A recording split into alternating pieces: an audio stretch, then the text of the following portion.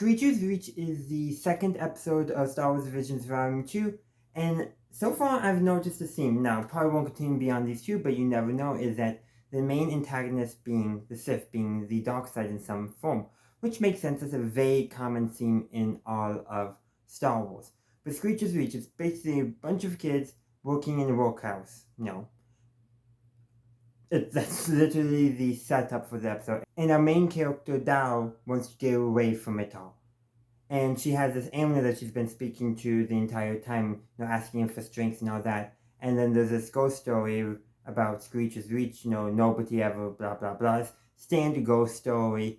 I don't know why I said blah, blah, blah. I thought that would be funny, but I don't think it was. But you never know, it might have been to you. But anyhow, so she confronts it while her friends leaves the cave of Screecher's Reach. And in the end, it's just an old lady, not a little lady, old lady consumed by the dark side of the Force, and Dao takes her out and carries the lightsaber out. And then the character in the credits identifies Sith Mother comes and takes Dao away, kind of like she was hoping for, but not like, like how the Jedi would, if you will.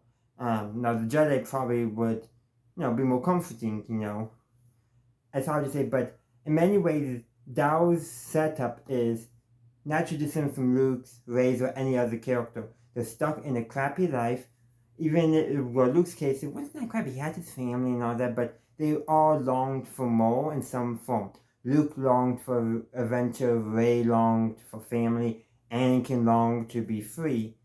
And in Dao's case, she longed for something besides her. She, in a sense, except for her friends, she longed for something more, and in some ways, in that longing for something more, she lost sight of what was important, her friends, who, they're sad. You can tell they're sad to see her leave. And it's very much portrayed in such a way that the character of Sith Mother, is shown, looks beautiful, can't be any wrong, but the credits tell us that this character is up to no good. She lets Dao keep the lightsaber, which is a red lightsaber. Would a Jedi do that? That's how I first picked up that something's off here.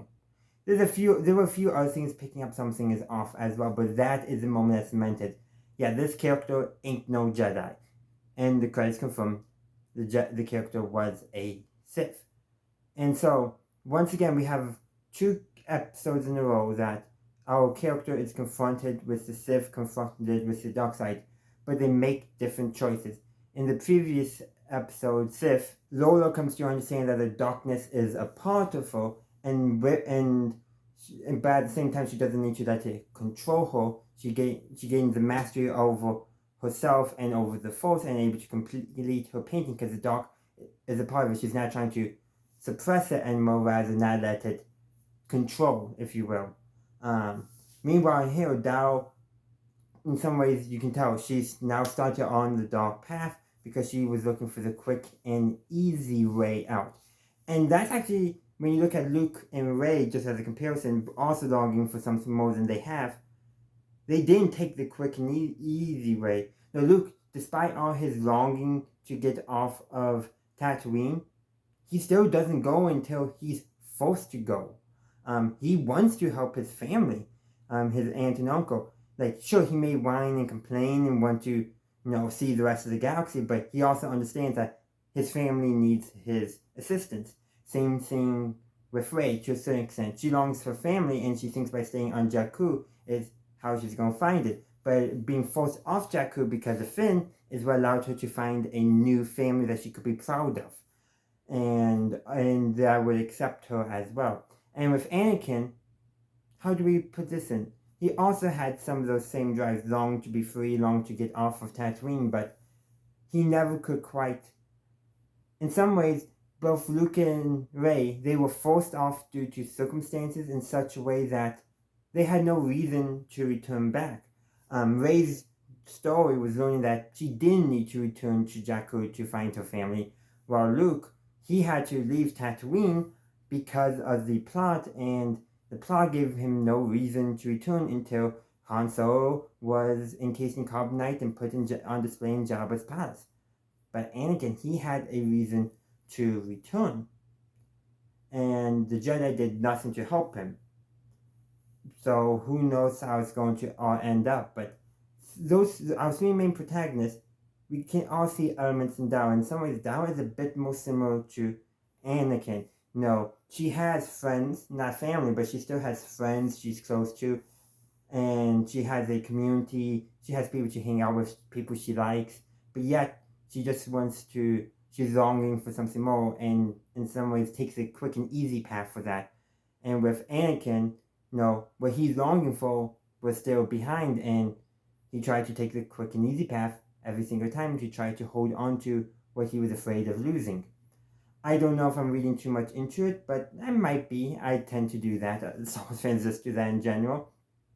But a few other things before I close out the video. Screecher's Reach is directed by Paul Young, and it's written by Will Collins and Jason. I'm not even going to try to pronounce his last name. I'm just going to put it up on the screen for you. Yeah, I'm not even going to try to pronounce that. And then it's animated by Cartoon Saloon. I'm not sure which way they are pronouncing it. English is a weird language, by the way. But I just kind of want to give credit to who made it, because like Visions, it's all about getting other people's visions, interpretation of the Star Wars saga. And that's what we see right here. We see very similar elements from all our main characters, but blended and done in such a way that creates a haunting story. A story that you could in some ways see like being the beginning of a whole story. In many ways, it was a whole story. The light shows the truth many times in the episode, but you also have the character Sith Mother who's using the light to deceive as well. And I think that's a good hallmark of the dark side. They use the light to deceive, trying to twist it to their own will, if you will. But that's going to be my last concluding thoughts. I would love to hear your thoughts on Screecher's Reach down in the comment section down below.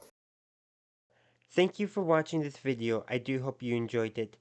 If you did, feel free to like, upvote, and share the video. Also consider subscribing and following the channel if you haven't done so yet, and to ring that bell on YouTube to get notified of when new videos release.